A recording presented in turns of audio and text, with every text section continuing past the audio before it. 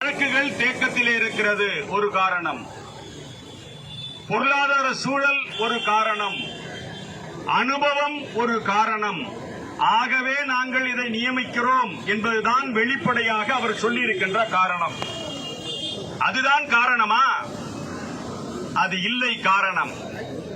10வது முடித்துவிட்டு வாதியார்களாக அவர்கள் போகின்ற பொழுது அது மிகச் சிறந்த பணி. அதை முடித்துவிட்டு பிற்படுத்தப்பட்டவனும் தாழ்த்தப்பட்டவனும் போனால் அது மோசமான பணி. முதலில் பட்டதாரியாக அவர்கள் இருக்கின்ற பொழுது கல்லூரி மாணவன் அவ்வளவு சிறப்பானவன்.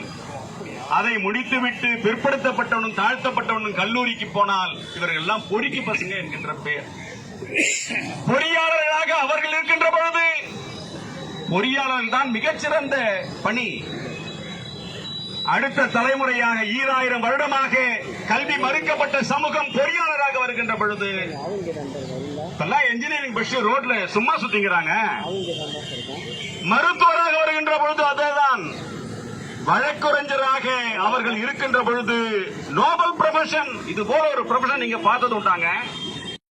சங்கம் சார்பிலே இன்றைக்கு கண்டன ஆர்ப்பாட்டத்தை நடத்தி கொண்டிருக்கிறோம். இந்தியா முழுக்க இன்றைக்கு 32% இடங்கள் நீதிபதிகளுக்கான உயர்நீதிமன்ற நீதிபதிகளுக்கான பணியிடங்கள் காலியாக இருக்கின்றன. ஊழியருடைய பணியிடங்கள் காலியாக இருக்கின்றன. ஆனால் தற்காலிகமாக நீதிபதிகளை நியமிப்போம் என்று சொல்வது இன்றைக்கு 62 லட்சம் வழக்குகள் உயர் நீதிமன்றத்தில் தேங்கி கிடக்கின்றன. 5 கோடி வழக்குகள் இந்தியா முழுக்க உள்ள நீதிமன்றங்களிலே தேங்கி கிடக்கின்றன. இதை பற்றி கிஞ்சித்தும் அக்கறை இல்லாமல் நிரந்தர நீதிபதிகளை நியமிப்பது, நிரந்தர ஊழியர்களை பணியிலே வைப்பது, அடிப்படை கட்டமைப்புகளை ஏற்படுத்துவது, இதை பற்றி எந்த அக்கறையும் இல்லாமல் இன்றைக்கு ஒன்றிய அரசு யார் நினைத்தார் யாரை நீதிபதிகளாக நாங்கள் நியமிக்கலாம் என்று நினைக்கிறார்களோ அவர்களை போடுவதற்காக உச்ச நீதிமன்றம் உத்தரவிட்டது போல தெரிவித்திருக்கிறது. இது மிக மிக ஆபத்து, ஜனநாயகத்துக்கு ஆபத்து, அரசியலமைப்புக்கு ஆபத்து. இது எதிர்க்கப்பட வேண்டியது.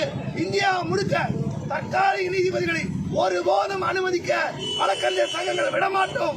உச்ச நீதிமன்றம் இந்த தீர்ப்பை ரத்து செய்ய வேண்டும். அனைத்து இடங்களிலும் நிரந்தரமாக உடனடியாக நீதிபதிகள் நியமித்து 32% நீதிபதிகள் நியமித்து மக்களுக்கு, பொதுமக்களுக்கு நீதி வழங்குவதை உறுதிப்படுத்த வேண்டும்.